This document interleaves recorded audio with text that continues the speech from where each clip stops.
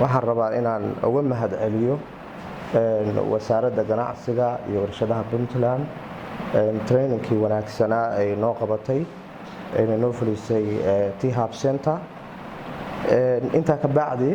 wax badan baa ka faa'iidnay trainingkii saddexda maalmood noo socday oo ku saabsanaa business plan run ahaantii anigu business hore uma aanan samayn laakiinse waan jeclahay inaan hadda ka bacdi sameeyo shaqooyin badan baan soo qabtay inta badan shaqooyinkaygu macallin bay ku xiriireen ilaa heer jaamacadeed baan macallin ka noqday laakiin markasta waa iga guuxaysay inaan xataa anoo shaqo kala haysta inaan business ii gaar samaysto because wax badan baan daraaseeyay waxyaabo badan oo qisooyin badan baan dhageystay buugaag badan baan akhriyay wax business gooni ah u leedahay wax dhaamo waa la waayay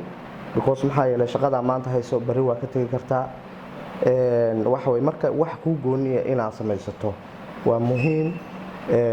waana ku fikirayaa insha Allah billahi kareem hatta haddaan shaqo kale helo inaan business ii gooniya samaysto marka ku soo noqdo cashirkiina la siiyo business plan ku saabsanaa haddaan samaynayo aan damco inaan sameeyo business run ahaantii waxaan haystaa guideline wixii hagi lahaa baan haystaa sida loo sameeyo maxay ahaydeenoo markaad business bilaabayso inaad iska furtid ma aha Soomaaliya ama meelo badan oo adduunka waxaad arkaysaa hal meherad oo shaah wada gada tusaale ahaan shaah bay wada gadaan waa 5 meherood oo isku dhow marka waxa laga yaabaa